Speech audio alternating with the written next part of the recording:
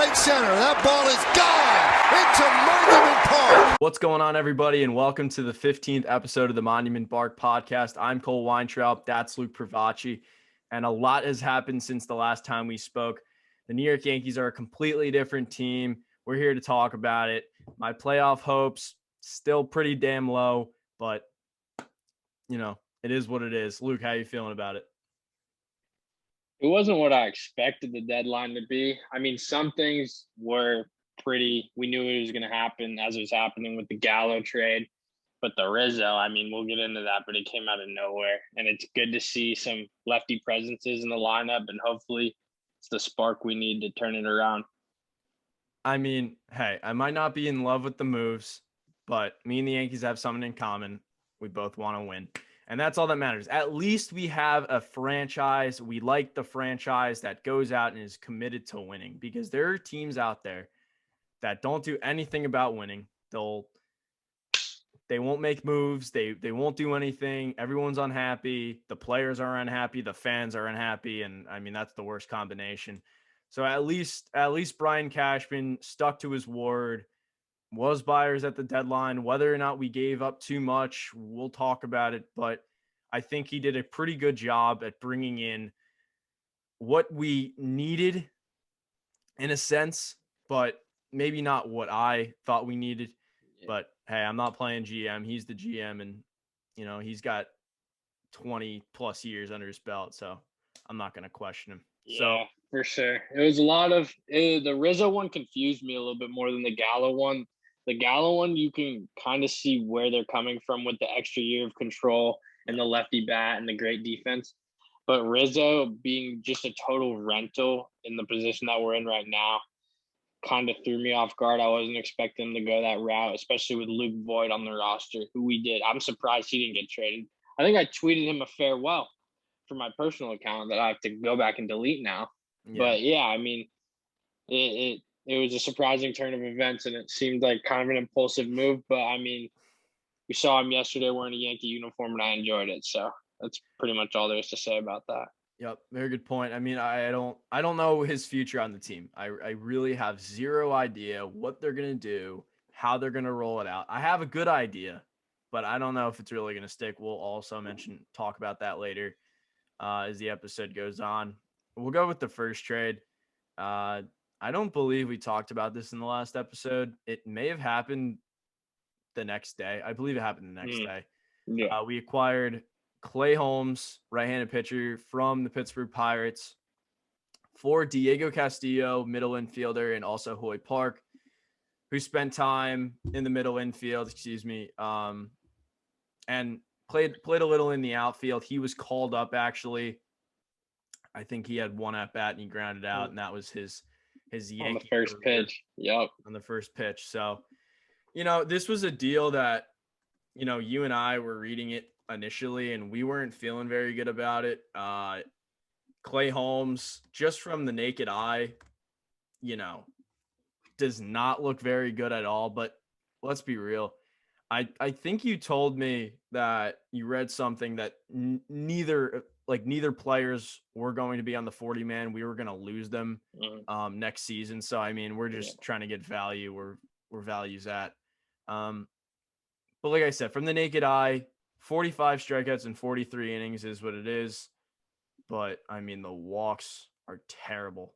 25 walks in 42 innings. I mean, that's brutal. That's a whip of 1.4, or he's got a whip of 1.43, 35 hits in 42 innings, 23 earned runs. I like what they're doing from a pitch standpoint. He's a righty sinker baller. We haven't seen him yet. He's been on the active roster. He throws, 3 pitches, sinker, slider, curveball. He's thrown a sinker this year over 50% of the time. And, he's got, a couple interesting advanced statistics. I know Luke likes to laugh at him, but I mean, 91 percentile in the barrel percentage is really good. I mean, he's in the top 10 in the league, percent in the league. Yeah. He's within the top 10%. His fastball velocity is 84th. His chase rate's super low, but that's understandable. A sinker baller, you don't really throw a lot of close strikes. You're really in the zone or I mean, they're, you know what I mean. They're not, peppering the strike zone all the time. You see that with Zach Britton, you know how that goes. 10% in the walks. We talked about that.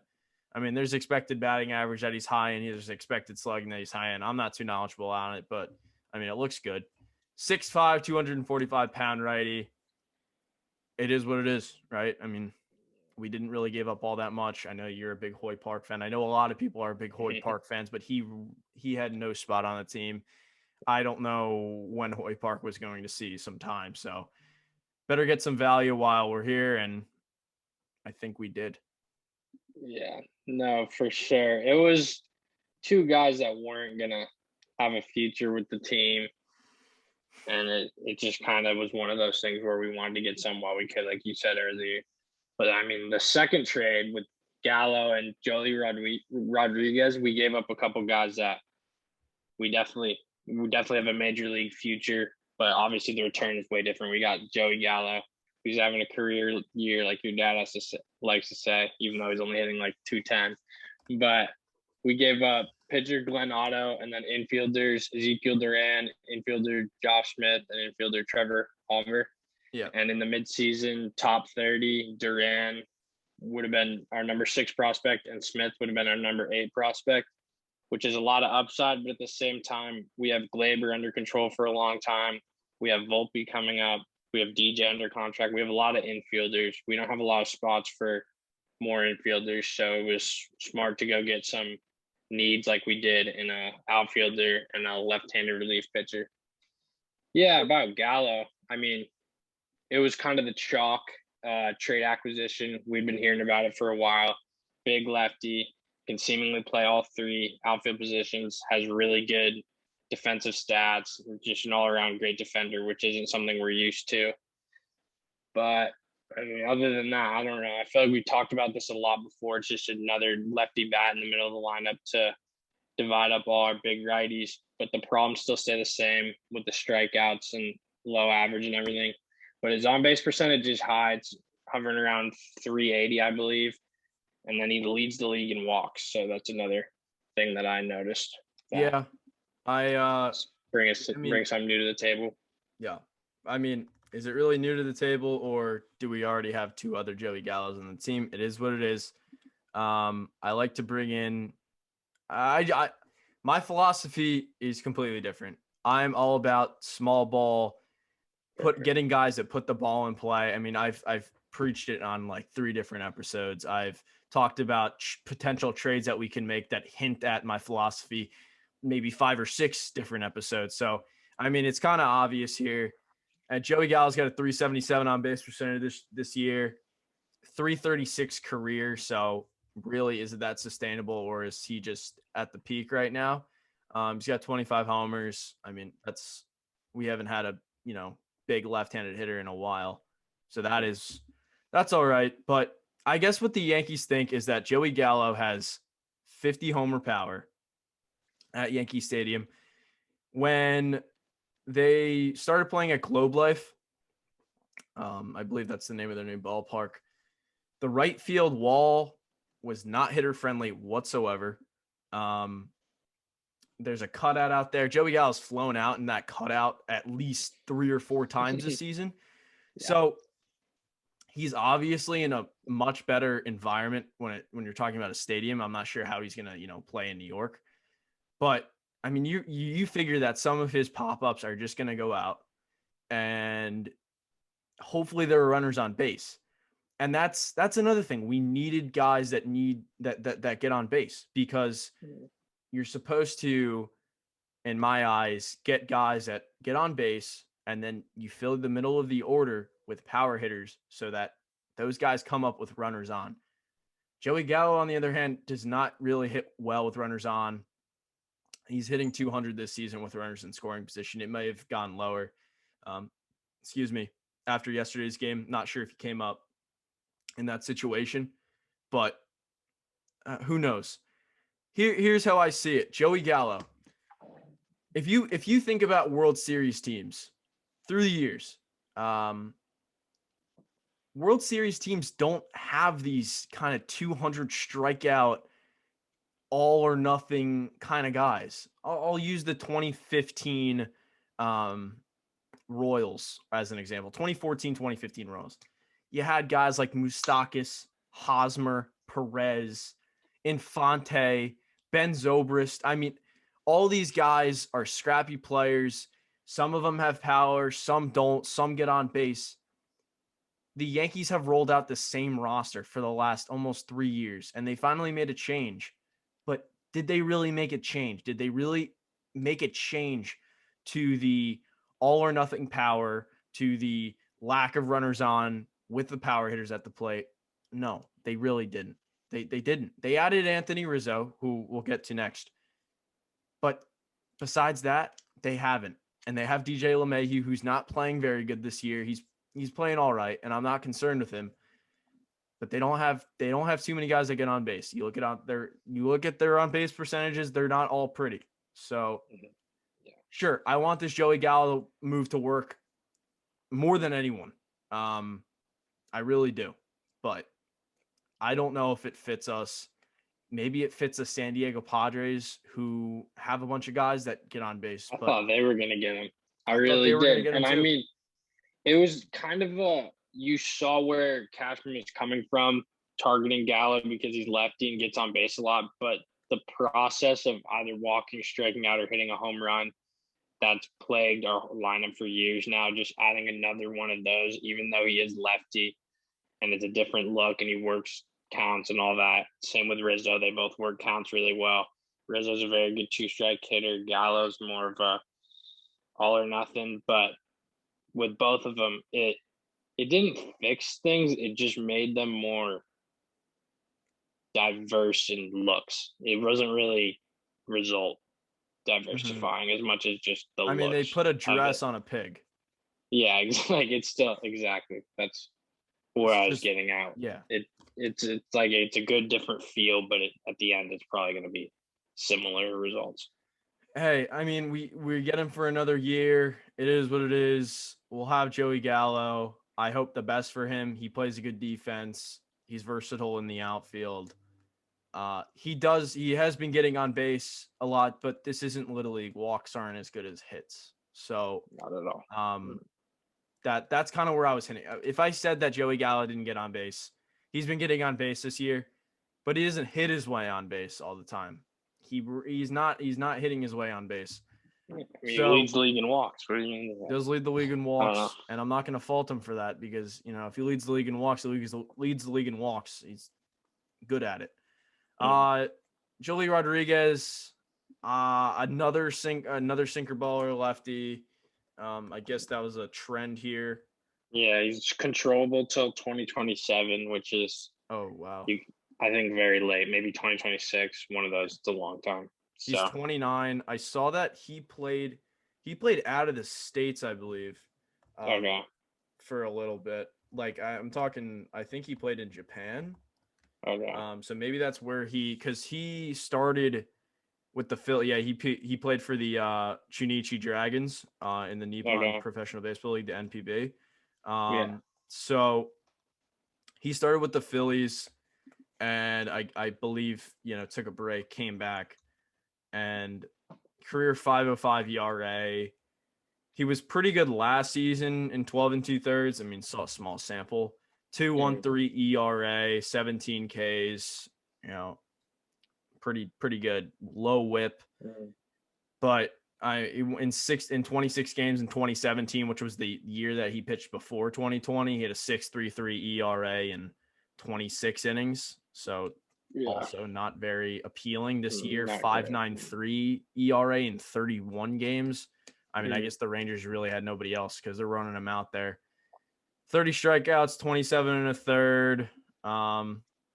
Has a solid, stands among the league with a solid barrel percentage, I believe. So that's what it is. So,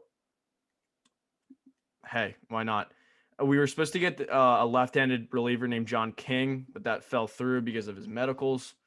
I believe he had left shoulder inflammation. So we saw his numbers and we saw what he looked like, and we liked it a lot more than Jolie, but That's just how the ball rolls. We were need gonna get a arms at pitcher. the end of the day.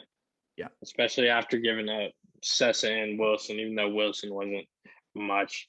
But we had some innings that we needed to replace, and we did that with Holmes and then now Rodriguez. Yeah. We've filled in the holes. I don't know if they're gonna perform well. We have no idea. We haven't seen any of them. But a lot of people. Oh, we didn't touch on the Justin Wilson Luis Sessa trade. So yeah, we traded Luis Sessa and Justin Wilson for a player to be named later. Absolute contract depth. The Yanks were locked into a $2.2 million player option at the end of the season, and he's definitely going to exercise that contract with how bad he's been. I mean, that's just $2.2 million just sitting there. I mean, it's unlikely that he would go a different route. So that's a good thing that we moved money. I think it was more for the future. People were saying that like maybe it was this year, but we're still under the luxury tax. That was another thing about these deals. Yeah, I don't believe we're paying any of these players. They absorbed Rizzo's whole contract, and I think Gallows the majority and the Julius. whole of Gallows. Yeah. Oh, really? Oh, well, this year's, yeah. Okay.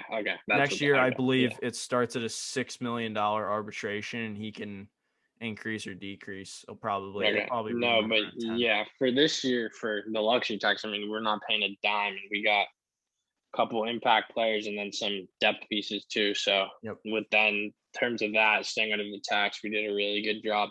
Just got to see if they perform the way we expect them to. Yep. Glenn Otto went back in the deal. He has been pretty good. Down in, I believe, AA Somerset. And I think I believe he got the call to Scranton at some point. We saw him pitch in person. Yeah. Like I said, he was doing well. He got called up.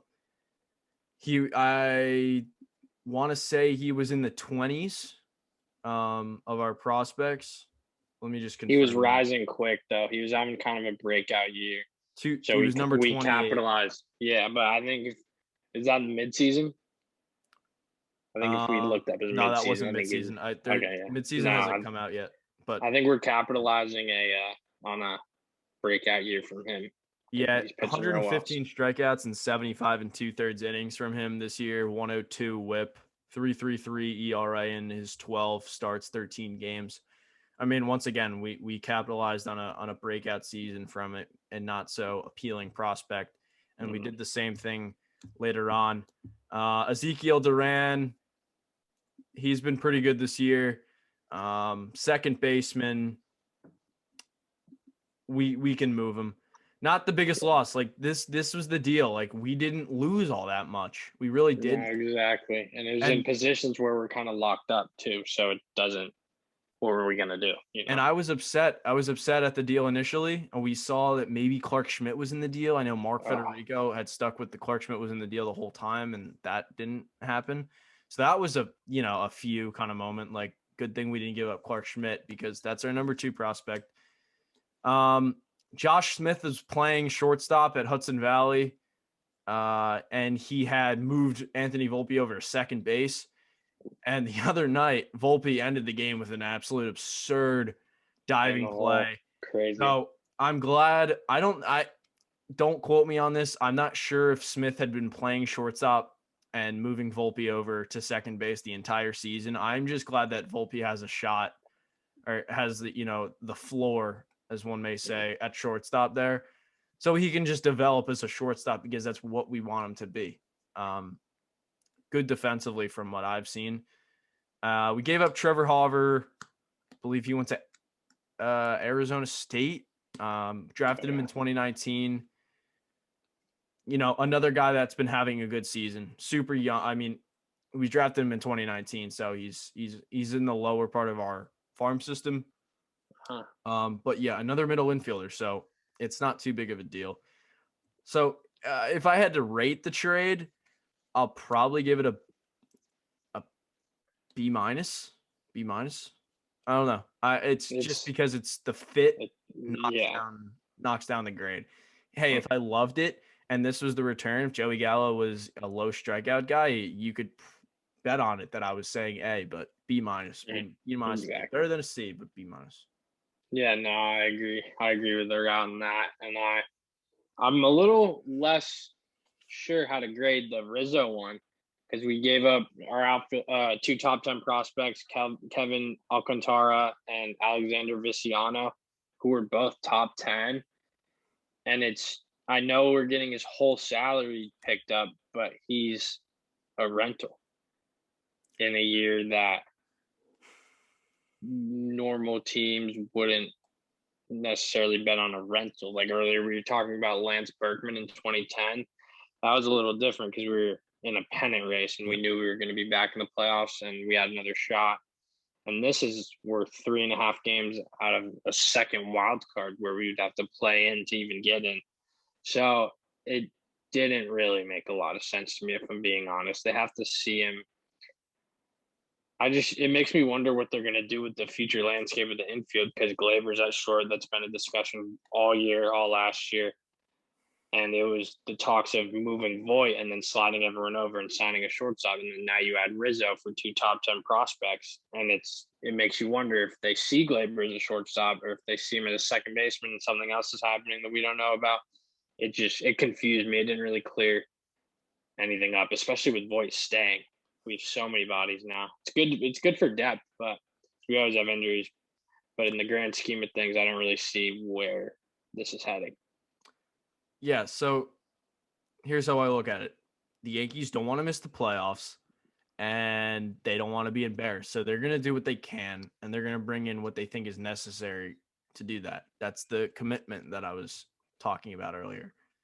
Anthony Rizzo is a guy that's going to step into a clubhouse, and he's going to have a similar effect as like a Todd Frazier may have, but he's a much more impactful player. He's a platinum gold glove winner, or platinum glove winner.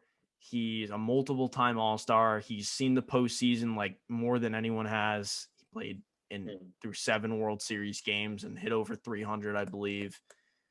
He's just a seasoned veteran that still has, some talent, a lot of talent. Maybe not as much, but he's a good hitter and he's lefty. And the Yankees don't really make a lot of moves that have no effect on their future. Maybe I put that the wrong way. I think the Yankees have a plan for Anthony Rizzo. Mm-hmm. I believe the Cubs offered him 5 for $70 and he laughed in their face at the beginning of the year. Like, really? So, I mean, I was, thinking of maybe a 5-year, $80 million deal. And Rizzo's on the older side. I think he's played 11 or 12 years. So he'll be a 17-year-old playing. And I don't really like that. Rizzo's not going to be Rizzo in 5 years or 3 years. So there's definitely a window with him. But like I said, I think they have a plan. But if they don't, the prospects that they gave up, Saying like if he just goes at the end of the year, like what was it that is what for? it is. Kevin Alcantara, all right, he's the one that I'm kind of like, about. 19 years old, 6'6", 185 pounds. He's a string bean. Yeah. So I'm not too. He's 19 years old and he's in rookie ball. So I don't really know how to project him. But if he does fill out his 6'6" build, I don't know about his No power. good. I know he's pretty fast. I think he was in the 50s in contact and power, so that's not great, but it's not bad. His speed was up there as well. So, it's kind of a thing where it's like, all right, we don't really know, but we're going to put him in the deal. And the fact that they're eating his contract, that adds to it. That adds to the, the haul going in the other direction. Sure. Alexander Vizcaino, 24 years old in high A. I don't really care what his numbers are because, well, if his numbers were good, he'd be pitching at a higher level. 24 years old in high A? I mean, sure, maybe he can jump from high A to, obviously to double A and have a short stint there and have a short stint in triple A and be in the majors. But this guy's in high A and he's 24 years old. that just proves to me that the Yankees aren't projecting this kid out to be, a top pitcher. And we moved him. And he was our number 12 prospect. And it is what it is, as I say a lot. So Alexander Vizcaino, okay, out the door. So we're bringing in Anthony Rizzo to try to give us a spark. Like Luke said, good 2-strike hitter, lefty. He's got pop. He's got even more pop at Yankee Stadium. You saw the home run last night, 449. Just an Crazy. absolute bomb. Seeing a home run like that, what he has in the tank. You can hit him wherever you want in the lineup. He could split up Gallo and Giancarlo so you don't have too much swing and miss, which there is a lot of in this lineup. There's going to be a ton. So then there's the other side of it. We already had Luke Voit. And I mean, Luke Voit came back and he started off slow, but he was doing much better. He got his average up to 241. And when this trade happened, I thought Voit was out the door. I was thinking maybe Voit was going to be in the trade and it was going to come out that we were getting Kyle Hendricks, that was going to happen. But think about the Cubs and where they are. And I've said this to Luke about another team, the Twins. After all those trades, the Cubs having Luke Voit makes no impact because you're not going to make the playoffs anyway. In my opinion, Luke Voit needed to go to a team that was in position to win, like the Milwaukee Brewers, first place in the NL Central, that needs a first baseman. Vogelbach's hurt. Tellez is not anything special. And they go trade some prospects for Luke Voit. Controllable, I think, till 2025. Was in the top 5 of the MVP voting last year, 22 home runs. So he's got a lot of value. He's a top first baseman in the league. So I didn't think Voit may have gone to the Cubs in retrospect, but from what I heard, that he didn't have a lot of value, and which is surprising. But maybe it's based on the physical condition that he's in. You saw that he may have put a couple on since having his child and getting injured. His physique last year was insane. So he's definitely not in the same shape, but there's nothing stopping him from, getting back there. So Luke, what do you think? What do you think the Yankees are going to do with Voit? Are they going to play Stanton in left field every day? Are they going to shuffle it around so that Luke Voit's playing 70% of the time? Because he hasn't played most of the season. I think they have visions of a death lineup with Stanton in left, Rizzo at first, Voit at DH, and we're 8-9 deep. Yep. But I don't know what they're going to do after this season is what I'm saying, because Rizzo's contract's expiring. If they keep him, then that means Voit has to go. And if they don't, then Voit's just still here, and we have the same problem we did before where we need to add a shortstop. And if Rizzo stays, that means we're probably not going to add a shortstop, and it's just a big cluster. And I don't know. I don't know what – it'll be interesting to see how it plays out. Obviously, we've heard like Corey Seager or whatever. That's out the window if we retain Rizzo past this year. And then even then, our hands are kind of tied with Voit in the sense that if we have Rizzo, they know that we have to get rid of him. Mm-hmm. So that brings his value down. It's just a lot of moving pieces that we're going to have to figure out. And it seems like not an unnecessary complication because, like you said, we are trying to make the playoffs, but it felt more like a make the playoffs this year move than a set us up to potentially win a World Series next year, the year after type of move. And that's how I viewed it. Yeah, and I like that. I think that they think that Anthony, like I said, with the plan, like they might think that Anthony Rizzo is a kind of player that gets you over the hump because, man, we haven't been – I mean, we got close to the hump, but we haven't been jolted over the hump since first grade. So yep. It's about time that they're trying to think about trying to get a kind of guy that's going to put you over the hump. Sure, they got Giancarlo Stanton in 2017 after we had just gone to the 7th game of the American League Championship Series. But look at us now. We're not even in that good of a spot anymore. I mean, that team, looking at that team compared to this one is laughable. You think this team is just far and away better. but that team got hot. That team was pitching in the playoffs, and they won, and they got to the 7th game. Say what you want. We should have been in the World Series easily. And because, we were getting cheated. But this is not where I'm going. We just got a player like Anthony Rizzo who's performed at a high level for the last 10 years, and he's going to do a lot for this team. And if we actually get there, he could put us over the hump. I'm not saying we're getting to the World Series this year. It's not going to happen. But if it does happen, we have Anthony Rizzo, and he's going to do the job for us.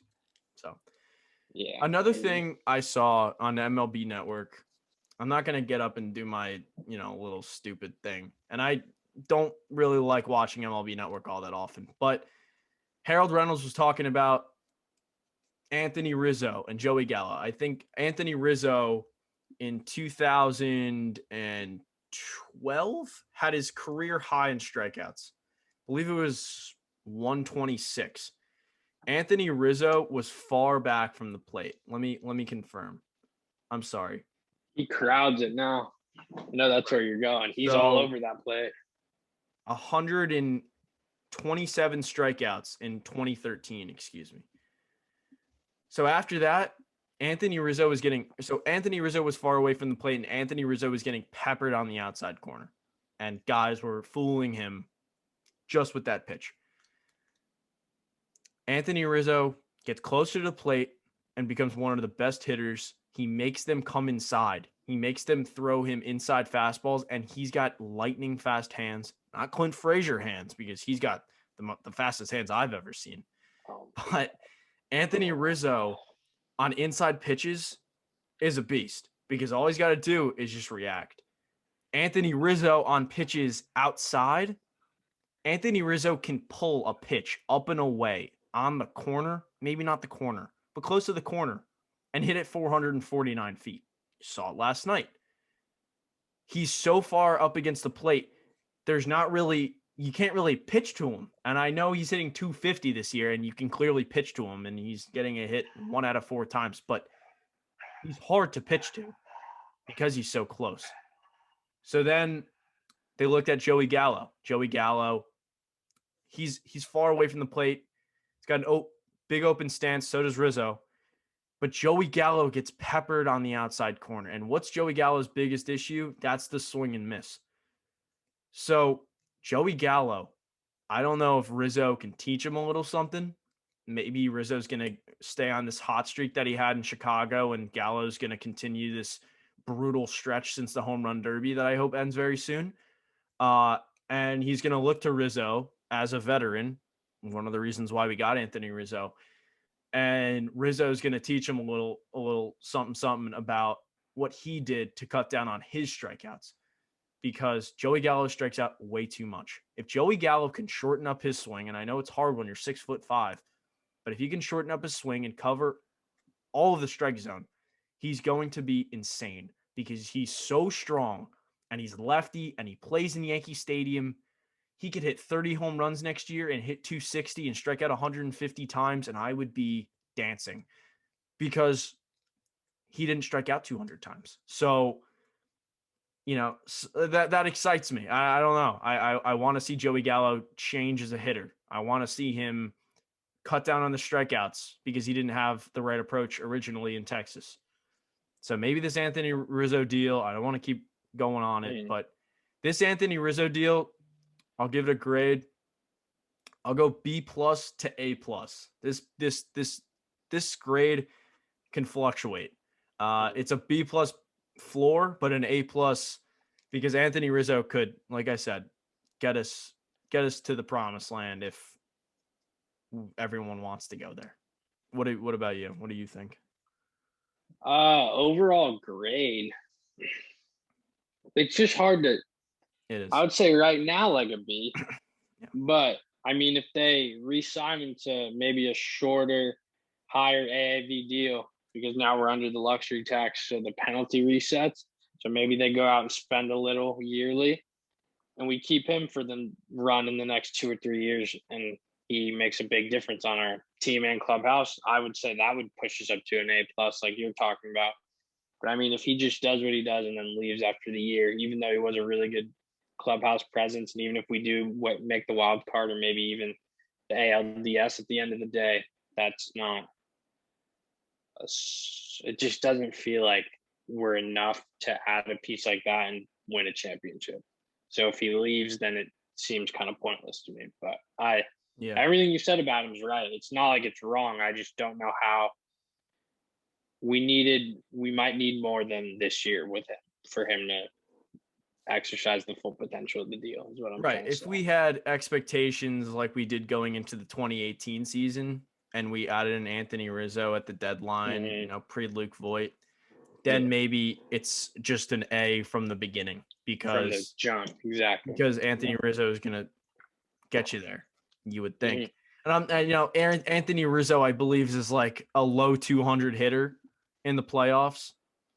But when it really came down to it, when it really came down to the biggest games, I mean, the guy in 31 at-bats or 31 plate appearances in the 2016 World Series hit 360 with a home run and 5 RBIs, 1084 OPS, 9 hits, 7 runs scored. We always talk about Judge and Stanton not being clutch, even though Stanton did have that crazy run last year. So I think that's a little unfair. But generally, we don't have a lot of clutch hitting, 2 outs, runners on base, stuff like that. That's as clutch as you can get. World Series just going off. That's something we need. We need someone who, when runners are on base, 2 outs, he comes up and we're confident he's going to get a hit. And I definitely think he brings that to the table. And he's a vacuum cleaner at first base. Oh, my God. He's a magnet. And he's pitched an inning in his career, a third of an inning, and then 2/3, and he has a 0 ERA. So God forbid we ever need it. So he's going to pitch. We're going to need innings. We're going to need inning eaters, and we added one on deadline day, and Andrew Heaney gave up a couple minor leaguers, Jansen Junk, really cool name, and Elvis Peguero, both pitchers. I know Junk was having a really good year in Somerset, but I didn't really know too much about the other one, and I didn't really see. Okay, yeah. So much about it. Junk 1.7. I have a memory for numbers, I guess. 1.78 ERA, 0.96 WHIP in Double-A. Has been an absolute beast, and there's no other way. Another guy like having a great year, and we capitalized on it. And maybe we didn't capitalize on it with anything special. Yeah, like, did we capitalize on it? I mean, we got value. Maybe not. Maybe not. Maybe this is an absolute swing and a miss, and you're gonna think like, why did we even bother? My point. Yeah, no, like you were leading it up to like we capitalized on his value, like another really good year. But that's like kind of the exact opposite way I thought about it. Because it was like, well, yeah, we traded him at his peak, but we got Andrew Heaney, so it's not really. I don't like, what is that? You know, like So I don't know. Another guy that I think the Yankees probably just didn't project well if they're going to go trade him for Andrew Heaney. But then again, Andrew Heaney, the Yankees since 2018, the Yankees were rumored for Andrew Heaney and Tyler Skaggs, God rest his soul. And then it was like 2019. I heard Skaggs' name. Heaney's name. I heard Skaggs' name in 2019 enough. We heard can I just get back on track? We heard Heaney's name in 2019. I heard Heaney's name last year. So the Yankees finally got Andrew Heaney. Congrats. Way to go, Brian Cashman. You finally brought in a guy that's got a 4.6 career ERA. And hey, that's all that he has to be as long as he eats up innings. But it's like you're sitting here. The Yankees are not in a position to innings eat. When you're in a position to innings eat, you're on a 100-win track. The Yankees in 2019, they could add an innings eater. The Yankees in 2018, they added, I don't know, maybe the best pitcher in baseball this year, Lance Lynn at the deadline to innings eat. In 2017, we brought in Jaime Garcia to innings eat. Nothing ever happens. You know, it's a yearly move. It's a yearly move. But that's the thing. It's a yearly new move, but it shouldn't have been made this season. Andrew Heaney is – we don't need your 5 runs across 5 innings because that's what he's been this year. He's got a mid-5 ERA. I know you're probably like, why do you want to even know this? I just ignored it completely. The horizontal movement on his fastball is 8th in the big league, so it's more of a sinker. But Andrew Heaney, I read that Andrew Heaney is exactly like Jameson Taillon was at the beginning of the season. And I'm like, why did we trade for him then? Andrew Heaney peppers the middle of the strike zone. And that is the opposite of where you want to pepper. That's just not what you want to do. So if he can, I don't know, use that horizontal movement elsewhere in the strike zone, not aim inside and finish middle, he might be effective. But like I said, innings eat, like, do we really want his mediocrity when we're going to try to make a run for the playoffs when we need, I'm not saying we need perfection, but we need a good brand of baseball. We don't need mediocrity at the most because that's all he is. If he takes any innings away from Nestor Cortez Jr., I'm going to riot. I'm going to riot. That's the other side of it. The Yankees, and we know, knock on wood, like they're a very injury-prone team. The Yankees are going to get Luis Severino sometime in August, and we're going to get Corey Kluber sometime in September. Do we know if those guys are going to be up to Andrew Heaney's speed? Probably not, because we don't know. We don't know if Luis Severino is going to come back and throw batting practice. We don't know if Corey Kluber is going to come back and walk the ballpark because he can't locate his sinker. There's a lot to go wrong here with our 2 deadline, except they're already on our team, injury guys that are going to come back. And who says that one of the guys in the rotation can't get hurt? So we brought in Andrew Heaney. It's a depth move. That's all it is. He's not going to be our 4th or 5th starter. That's not what he's coming in to be. So I'm just going to leave it there. Andrew Heaney is Andrew Heaney, and hopefully he can return to his 4.2, 4.3 ERA like Herman starts or Montgomery starts have been beautiful, I might say. Gorgeous. But he needs to just be good enough whenever he gets the opportunity. And that's it. Just be a Yankee and be happy that you're a Yankee and pitch like it. That's it. Yeah, absolutely. All right, speaking of Montgomery, let's get into the games since we last talked. While we're at it, we might as well cover the games. After the Sox series from last episode, we went into a 3-game set in the Trop. What were your feelings going into this series? I have a lineup to announce. All right, let's do it. You looked so scared when I said that. Gleyber Torres is leading off and playing shortstop. I mean, I understand what they're doing here. Where's DJ? Second, playing right field. Judge is in center. Batting 3rd. Anthony Rizzo's at 1st. Batting 4th. Giancarlo Stanton's in left. Batting 5th. Odor's at 2nd. Batting 6th. Sanchez is batting 7th, catching. Wade's at 3rd, and Herman is hitting 9th, pitching. So, I mean, I'll just say it right now. DJ and Urshela are back out of the lineup after coming into yesterday's games. But then again, we kind of had to play DJ yesterday. There was no other choice because we got ejected, and then we had to bring Nestor Cortez in the pinch run. So we were clearly shorthanded there. So I understand.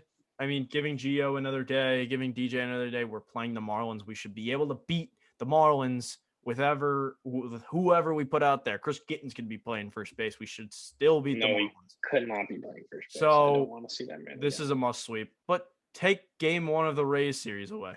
Go for it. Oh, yeah. Like we were talking about Monty earlier, gutsy 5 innings, 5 hits, no runs, 5 Ks, 3 walks. I mean, perfect. Take that. I mean, perfect. His ERA. Jordan Montgomery's got to be one of the more underrated. And Taillon, check his ERA. Yeah. What's his ERA right now? 4.11. That's what I'm saying. He's about to be a sub-4. He was the worst pitcher on the planet through like April and May. He's about to be a sub-4. It's crazy. It's insane. I don't even know. But yeah, McClanahan had a pretty good day against us.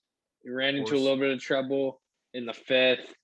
DJ knocked in Greg Allen to make it 1-0. And then in the 6th, Gio had a big double. Rug Netodor and Gleyber Torres score, and Rugi just ran right through Phil Nevin's stop sign, which I absolutely love. Who wants to listen to Phil Nevin? He's the worst third base coach ever. I'll never forgive him for that.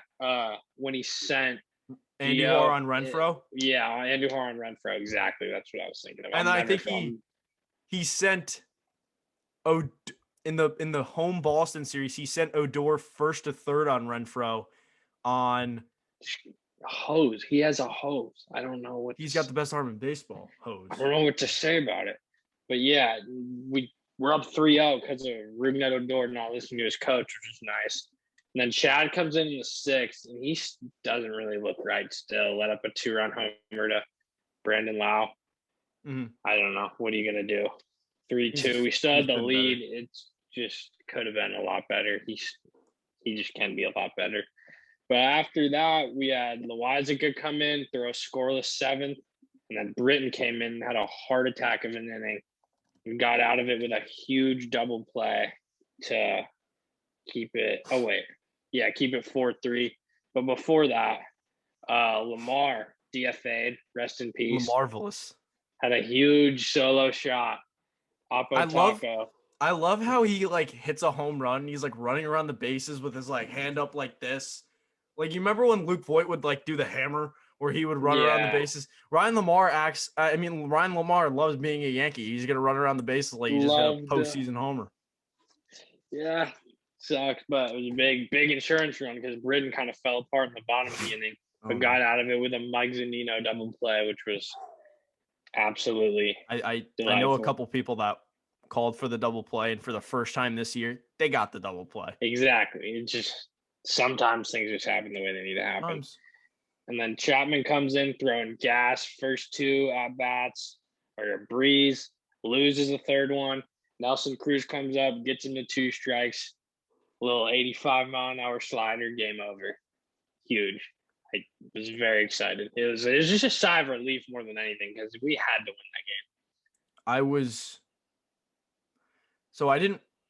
I'm just going to break it here. I didn't watch the first or second game, but I watched the 9th innings of both games, which counts. Yeah. Watch 9th inning counts. And Nelson Cruz came to the plate. And it was one of those moments where it's what's about to happen. And when it happens, you're not that upset because you knew it was going to happen. You kind of had a moment to settle in and be like, okay, this is about to happen. I thought Nelson Cruz was hitting one through the back of the truck. I thought he was putting it was so obvious right through the catwalk, right through the back of the wall, and the game was going to be over.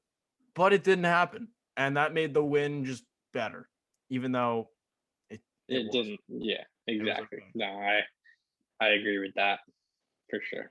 But we won again. Game 2, 3-1. Another game that I didn't really watch.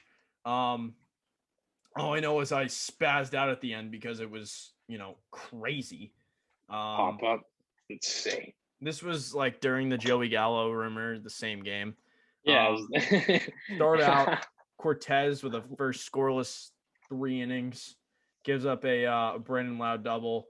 Guy slides in right in front of the tag. I mean, are we gonna throw out anybody? It's fine. Now we are. I saw the graphic. No, we're not.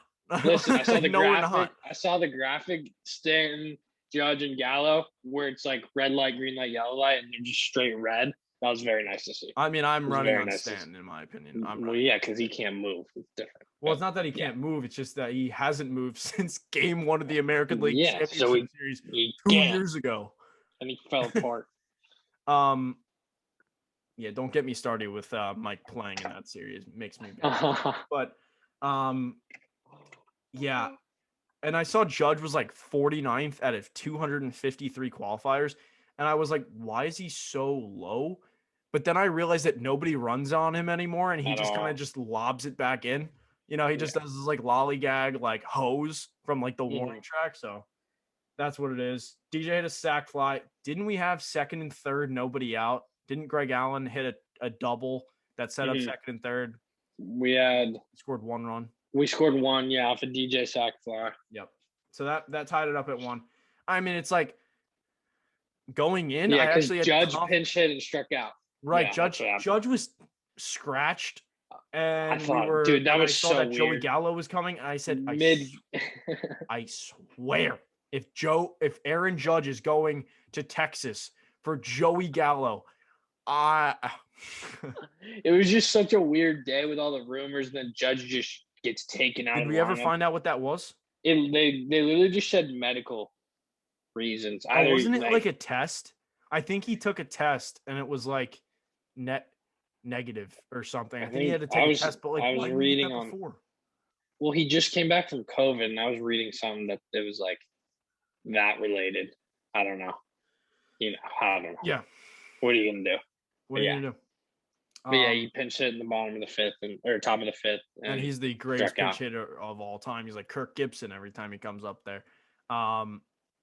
So yeah, we score 1 run, second and third is what it is. But yeah, like I was saying, Michael Wacha coming in, I was like, okay, we're gonna whack Wacha, no pun intended today. Waka. We were gonna kill him, but we didn't. And it was just like, yep, he's pitched well against us, I think 2 or 3 times this year. And I knew when the Rays signed him that he was going to pitch well against us every single time he pitched against us. Of course. It's just how it goes. Fast forward to, the 10th inning. Aaron Judge comes up and hits a hard ball past Fairbanks. He had a double play ball. Yes.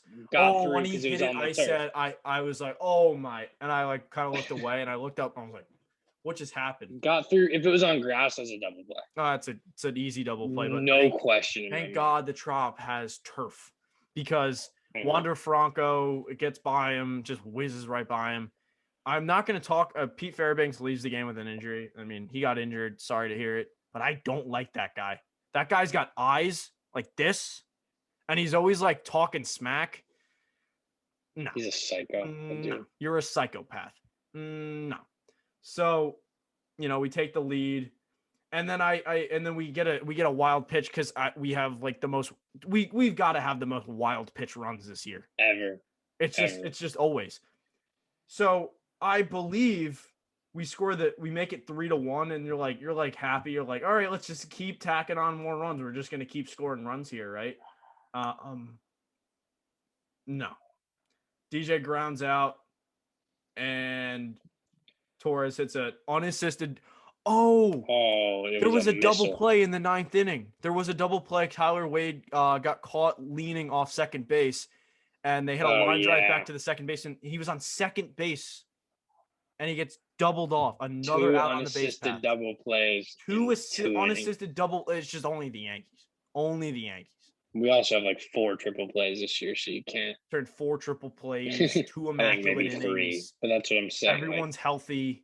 And we suck. Like everything's just weird. Like, everything's weird. That's baseball season. That is a very long. That's baseball season. Say, yeah, we double play. Chapman strikes out loud. I'm like, okay. He gets a Rosarena in a 2-strike count and walks him. Then the ball gets by. Just bounces off Higgy's glove. He runs over. It didn't even go that far. Picks it up, throws it to third. Calls him out. Of course, he wasn't out. He was safe. So the runners go from second and third. And who comes to the plate? Nelson Cruz. I'm like, this guy, bro. This guy is coming up in every wrong situation. He's just always up. It's like when Big Papi and Manny were coming up in every big spot, and they would always hit. Feels like now with Devers. But Chapman struck him out. I don't know what got into him, but he struck out Nelson Cruz in back-to-back games. I mean, I'm surprised. And then Mejia comes up next, who I knew, I think from MLB The Show, that Mejia hits lefties better. And Mejia comes up, first pitch pops it up, and boy, do I hate the Trop. And this happened in the next game as well. The ball's just it was gone, and then it was just oh, S blank, blank, blank. And DJ, spazzes out and makes this like football, like he hit possession catch on Madden, like he hit X. Oh my god! And he just goes to the ground and his like fell wrist, to the ground. His wrist like full. Is that why he's like hurt? Maybe. I don't know. Maybe because it looked. I don't know. It was like triceps. So His like triceps were sore. But yeah, very awkward. He made the catch, but if he doesn't make the catch, it's a tie game, and it just would have been another dun dun dun dun dun dun dun. dun just clown us this year. Just clown us this year. But he made the catch and we won. And we at that won. point, we won. It's 2 out of 3. And you have Garrett Cole pitching against a rookie. I was gonna say we saved all the clowning for the next day. Yeah, like of course. What the heck? Like what was going on? Of course, when you have your ace going in the third game after 2 games that you win against the team that's in front of you, you just punt. Give up 7 He punted. Runs. 4 runs before I blinked. It was crazy. Yeah, I woke up from a nap. I look at my phone. He's like pitching to Brandon Lau. It's like the first pitch. I look literally like 3 minutes later, 4-0. I'm like, whoa. I'm not watching it today. I'm not watching it again. I did the same thing because I was at work and I was like, I was all hyped. Got the MLB at bat set up. Finally, that thing was being weird. I finally figured it out. I was gonna watch or listen while I was working, listen to John and Susan. It was 4-0 before the lunch break was even over. I'm like, I actually have another way you can do that. The Odyssey app at 1019. There you go. Good to know. But anyway, regardless, I was like, well, all right. So my whole afternoon's just out the window. I have nothing to listen to now. The game was, you knew it was toast. And it was 4. And Garrett Cole was pitching. He gave up those 4 runs, and then he went like, what? 3 more innings of just like he struck out like everybody. Yeah, and then he gave up another set of runs. And then he gave up a couple runs, and then the bases were loaded with 1 out. Gardy comes up dropped the ball. Gardy West Welkered it in left field. I couldn't even see what happened. I was looking out on my phone. No, it just hit him in the glove. I don't know what else to tell you. Did it hit him in the glove? I thought it like hit him in the chest because the ball kind of like came in. Yeah, that happened. It was 7-0. Abreu came in, gave up 6 runs without recording an out. And it was only because in the last episode we said that Albert Abreu was going to be a part of it. I think I called him Johnny Lasagna last episode. Like he looked so good his last outing. He comes out, does awful. There's nothing even that when he's flat. I mean, maybe he kind of is like Johnny Lasagna because when Johnny Loizaga is flat. Oh my God, he's the most hittable guy ever.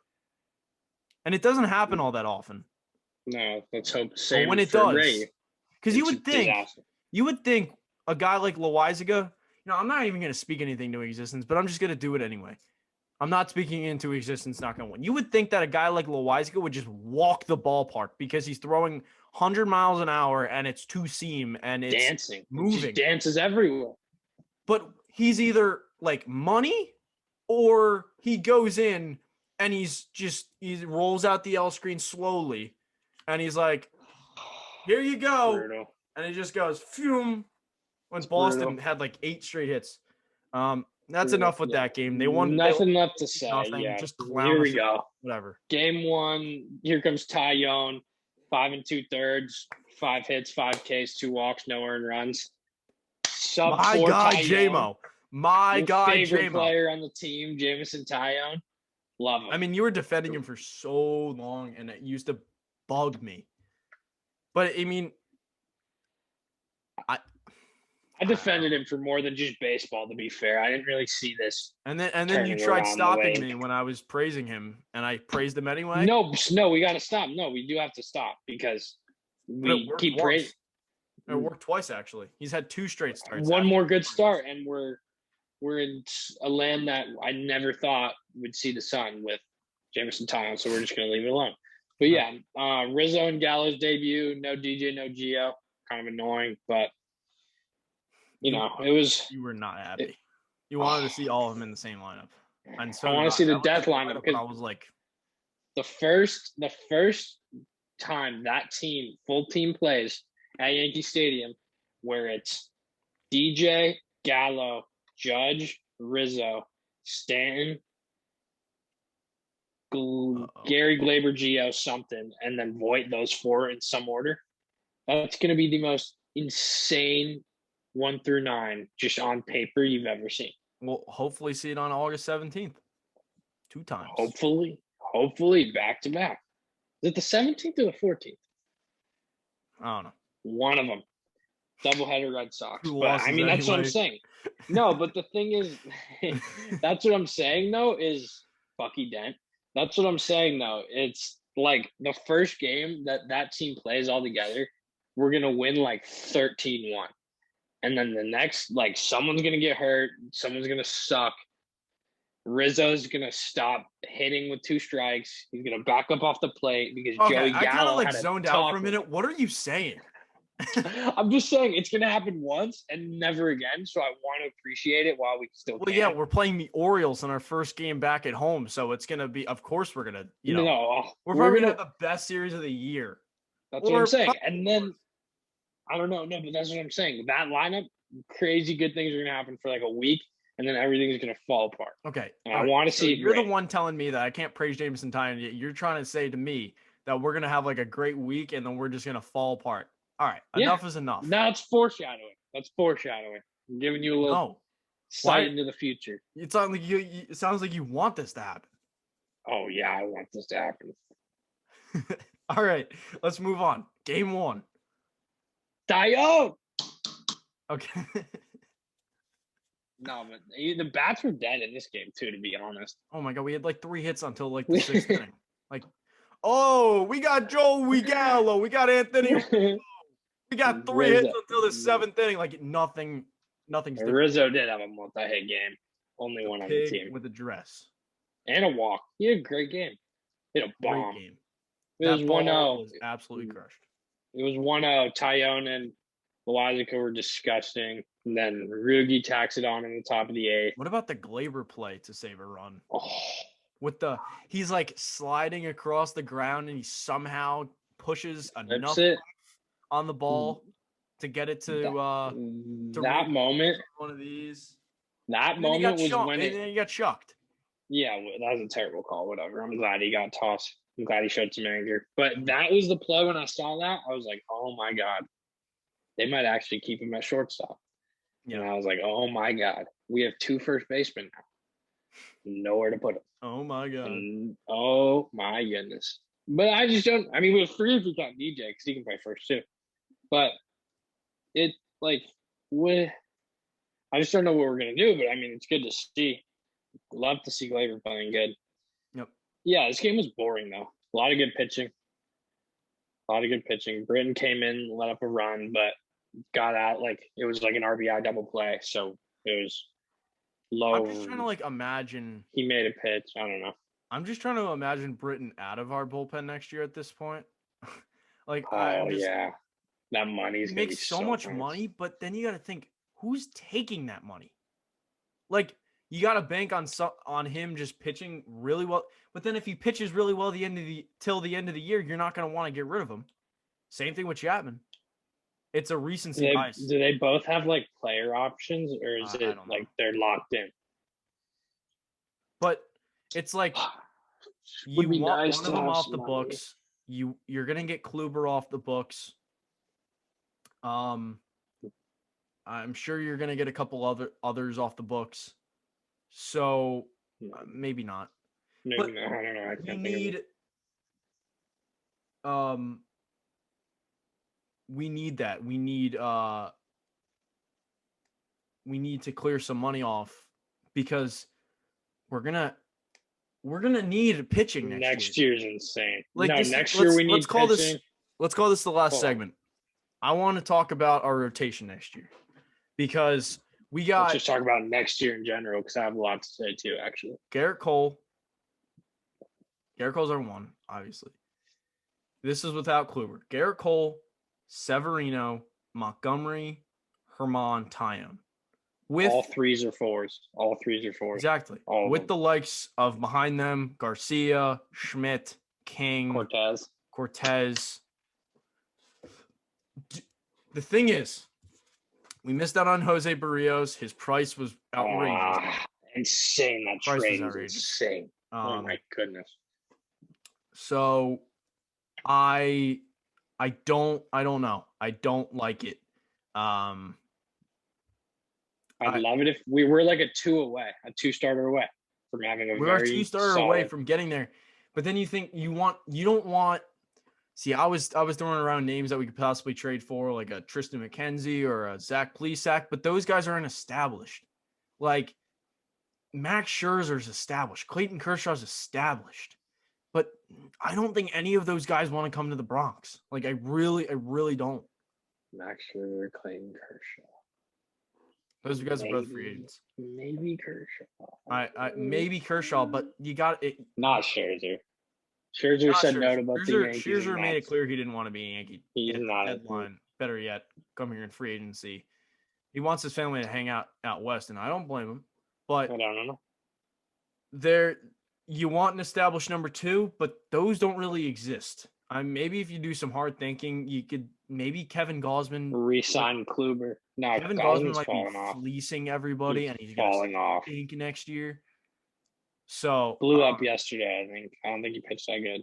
They're in a rough first inning. I think he's probably going to finish out the year pretty good, but I think he's going to get a bag and a half. And can you imagine? Yeah. Give like $40 million to Kevin Gausman. Oh no! Foreshadowing. I don't know. I mean, I am. I'm telling you. We'll come back to this.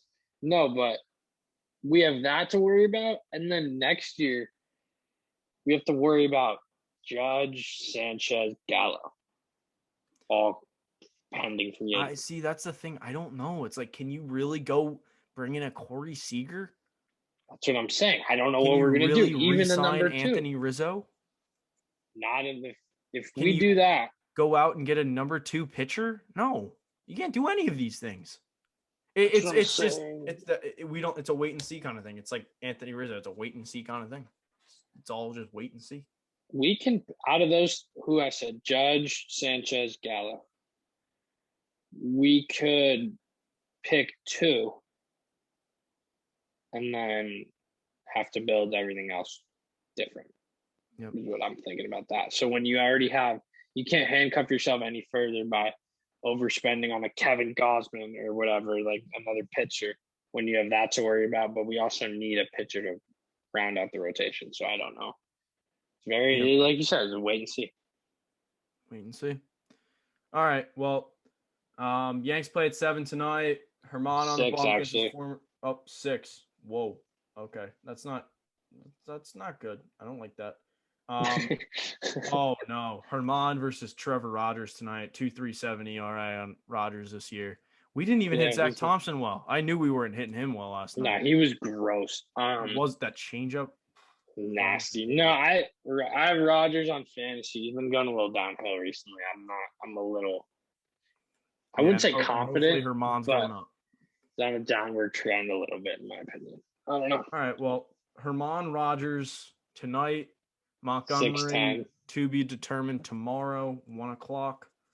Let's just keep it going. We got Baltimore. We added some reinforcements like we were promised. So let's go in tomorrow. And let's go in tonight. Let's just sweep the Miami series and let's go take 3 out of 4 from the Orioles and get back home. Yeah. Love to hear that. We've been on the road forever. Just gotta win. Just keep winning. Just win. Enough to do. We're all we got at this point. And this is why, I don't even want to look at the A's. We just have to win. Look after we win. Don't look after we win, might lose. Like, let's get this going. Let's get some wins together and then worry about who we're up against. Love that. Yep, that's all we got. All right. Well, thank you guys for listening and watching. Follow all the social media at Monument Bark Pod, doing a lot on the Instagram. Follow our Instagrams at Weintraub Cole, at Luke Profaci. Yeah, and same for Twitter. And we've honestly been doing a lot more tweeting off our personal accounts too. So make sure you guys follow those for like day to day. No, we're not forgetting about our Twitter account, but just more day to day. It's been on the especially nowadays. We both have stuff to say. Yep. So, yep. We'll see you guys next week. Peace. Yep. Peace.